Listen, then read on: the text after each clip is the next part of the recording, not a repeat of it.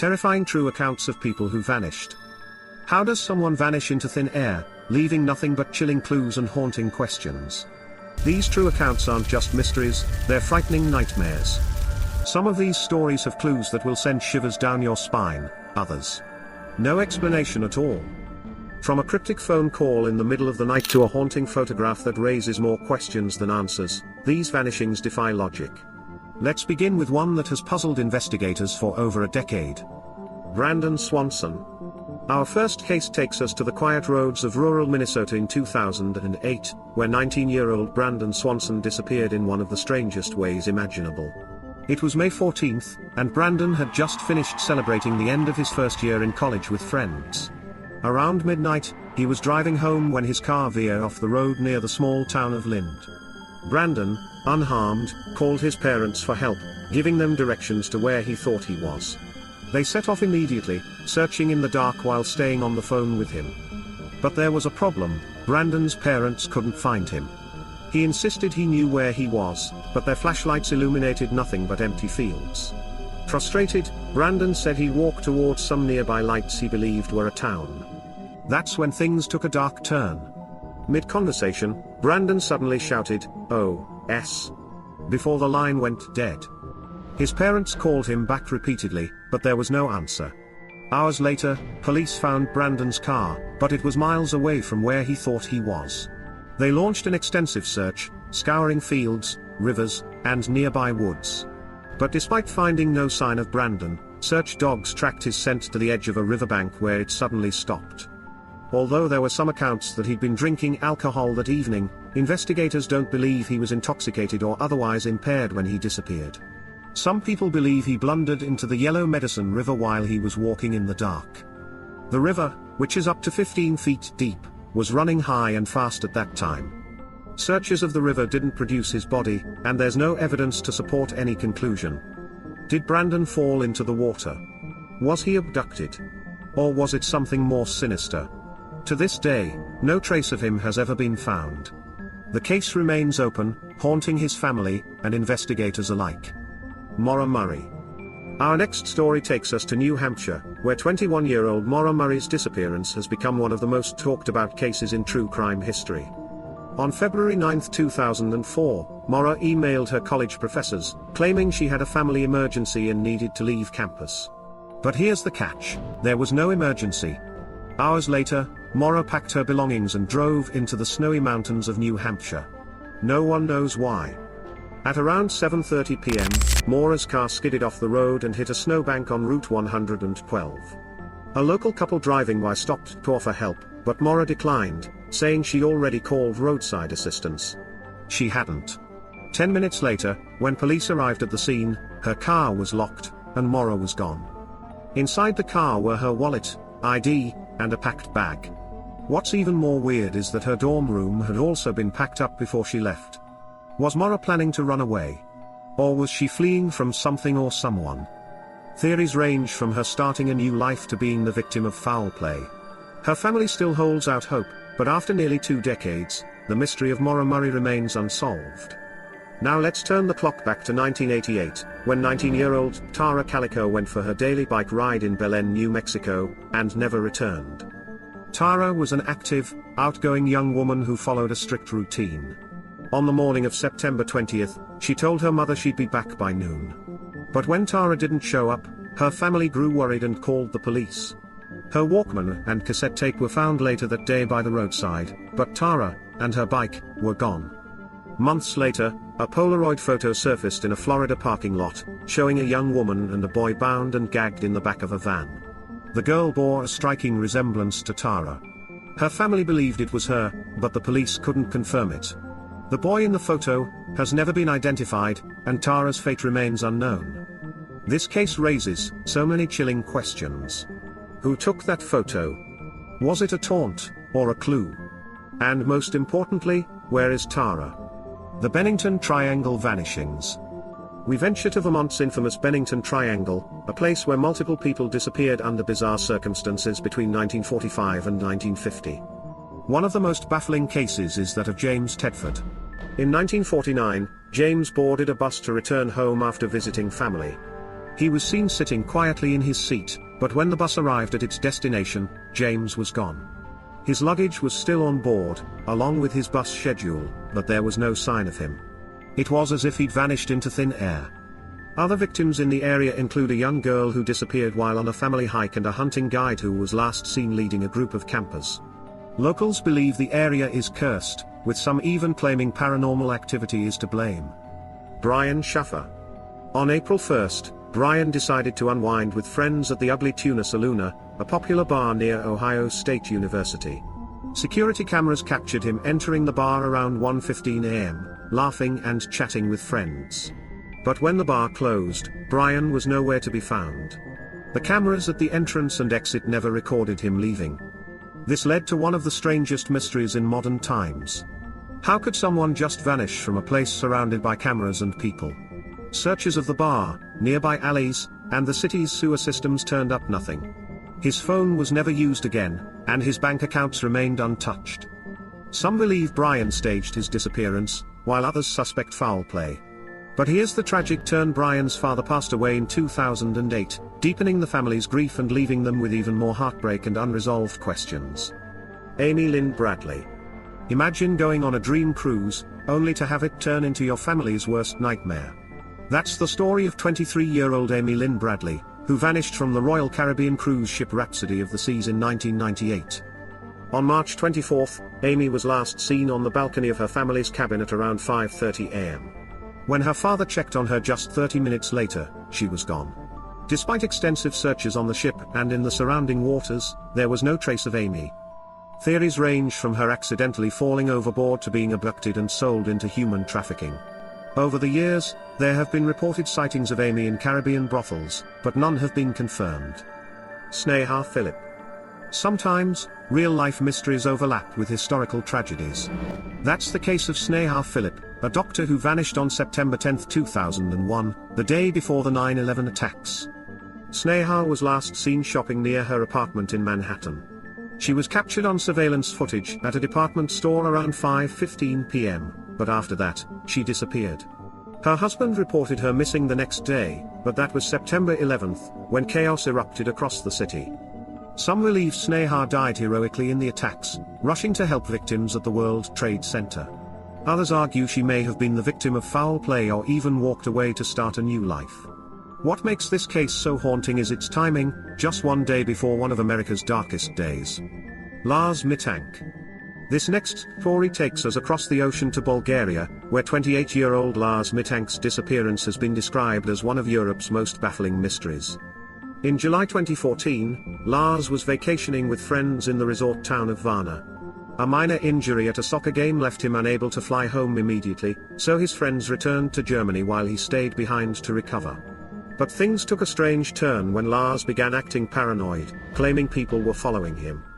The day he was set to fly home, Lars was seen on airport security cameras running out of the terminal in a panic. He bolted into a nearby forest, and was never seen again. Some speculate Lars suffered a mental breakdown or was fleeing from danger. Others think he may have been the victim of a crime. What's undeniable is that his disappearance has left more questions than answers. The Martin family. It was supposed to be a peaceful family outing. On December 7, 1958, Ken and Barbara Martin, along with their daughters, Barbara and Virginia, left their home in Portland, Oregon, to go Christmas shopping and gather greenery for decorations. They never returned. Their car, a 1954 Ford station wagon, was found in the Columbia River months later. Divers discovered the bodies of Barbara and Virginia in the water nearby, but Ken and Barbara Sr. were never found. The cause of death was ruled accidental drowning, but some believe foul play was involved. There were rumors of family disagreements, and even suspicions of robbery. The Martins' disappearance has puzzled investigators for decades. How does an entire family vanish in broad daylight? Bobby Dunbar. One of the most famous missing child cases in U.S. history started on August 23, 1912, when 4-year-old Bobby Dunbar disappeared during a fishing trip with his family near Swayze Lake in Louisiana. 8 months later, a boy matching Bobby's description was found in Mississippi with a man named William Walters, who claimed the child was not Bobby but the son of a friend. After a heated legal battle, Bobby was returned to the Dunbars, but decades later, DNA testing revealed that the boy was not related to the Dunbar family. Was it a case of mistaken identity or something more sinister? This case raises questions about how far people will go to find closure. Billy Gaffney. This next case will leave you chilled to the bone. On February 11, 1927, 4-year-old Billy Gaffney was playing with his friend in the hallway of their Brooklyn apartment building when something terrifying happened. Both boys suddenly vanished. The friend was later found, confused and scared, on the roof of the building, but little Billy was nowhere to be found. What happened that day? The surviving boy gave a chilling account, claiming that the boogeyman had taken Billy.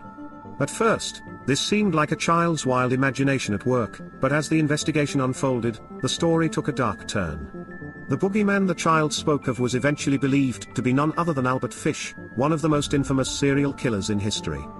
Albert Fish later confessed to kidnapping, torturing, and murdering Billy Gaffney, but despite his admission, Billy's body was never discovered. Fish's grisly crimes were truly monstrous, and he admitted to not just killing Billy but committing heinous acts on many other victims, making this case one of the most disturbing in criminal history. Billy Gaffney's disappearance is a haunting reminder of how real-life monsters can sometimes walk among us, and how the most terrifying events can happen in the most ordinary places, like an apartment building in Brooklyn. The story of Billy Gaffney and the boogeyman remains one of the darkest and most tragic mysteries of the 20th century.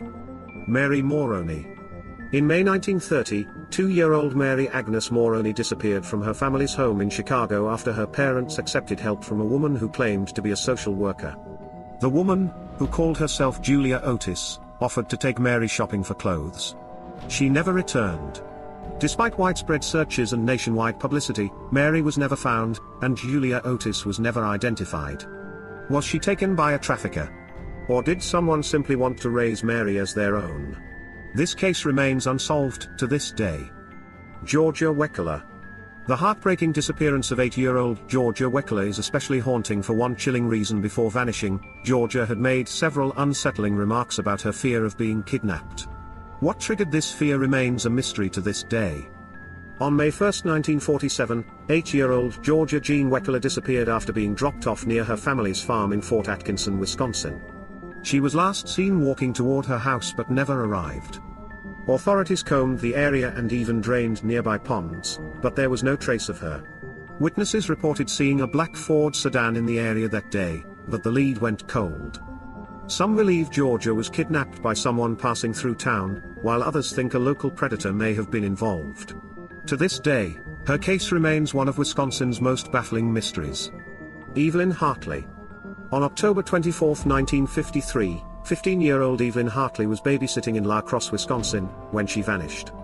Her father became alarmed after she failed to answer the phone, so he went to the house to check on her. Evelyn was never found. Authorities suspect she was abducted by a stranger. Evelyn's case led to widespread fear and tighter community safety measures. Bruce Kremen.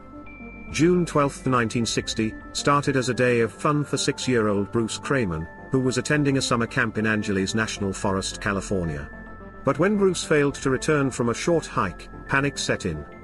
Searchers scoured the area for weeks, but no trace of Bruce was found. Authorities suspect he became lost or fell victim to the rugged terrain, but some theorize he was abducted. Now, however, authorities believe him to have come in contact with McRae Edwards, one of America's least known yet most prolific serial killers, who worked on highway construction and perhaps buried the remains of his victims beneath the asphalt, where they would never be found. This case remains a painful mystery for his family. Marjorie West. On Mother's Day 1938, 4-year-old Marjorie West disappeared during a family picnic near Bradford, Pennsylvania. She was last seen picking flowers in a field. This might seem like a standard-issue kidnapping story save for the fact that Marjorie's life might well have intersected with Georgia Tann, the woman who ran the Tennessee Children's Home Society. Praised for her ability to find homes for children who needed them, Tann actually abducted more than 1,200 children and then placed them with rich families in far-off states like California, often for a hefty fee. If Marjorie did somehow meet Tann or someone who worked with her, she could be alive today and unaware of her true identity. Despite extensive searches, including help from hundreds of volunteers, no sign of Marjorie was ever found. Over the years, theories ranged from an animal attack to kidnapping by someone driving through the area. To this day, Marjorie's case is one of the oldest missing person cases in Pennsylvania. The Sodder children. Few cases are as eerie and haunting as the disappearance of the Sodder children on Christmas Eve, 1945, in Fayetteville, West Virginia. This is a story of mystery, tragedy, and unanswered questions that have puzzled generations. That night, 5 of the Sodder children, out of 10 siblings, asked their parents if they could stay up late to play with their new toys. Their parents agreed and went to bed, unaware that their lives were about to change forever. The first strange occurrence was a late-night phone call. The mother answered, and a voice on the other end asked for someone she didn't know. When she explained they had the wrong number, the caller laughed and abruptly hung up. She later noticed the house lights were still on, the shades were open, and the doors were unlocked. Odd, but not immediately alarming. Around midnight, she was startled awake by a strange noise on the roof, almost like something hitting it. Shortly after, she woke up again to find the house engulfed in flames. The parents and 5 of their children escaped, but the 5 who had stayed up late were never seen again. Their father tried to climb up to the second-floor bedrooms using his ladder, but it was missing. Later, the ladder was found dragged away from the house, raising suspicions of foul play. Despite frantic efforts to rescue the children, the fire consumed the house. The official conclusion was that the children died in the blaze, but no remains were ever found, and the Sodders believed their children were still alive. Adding to the mystery, in the 1960s, the family received a photograph in the mail. It showed a man who looked remarkably like one of their sons, now an adult. The photo was accompanied by a cryptic message but provided no answers. Did the Sodder children perish in a tragic fire? Or were they abducted that night by someone who deliberately set the house ablaze to cover their tracks? The family believed the latter, and some even speculated the children were taken to Italy, where the Sodders had family ties. Though the parents passed away without ever knowing the truth, the case has kept people wondering for decades. If the children survived, what became of them? If not, why were no remains ever found? To this day, the Sodder case remains one of the most baffling unsolved mysteries in American history. Do you think any of these mysteries can still be solved? Write your thoughts in the comments.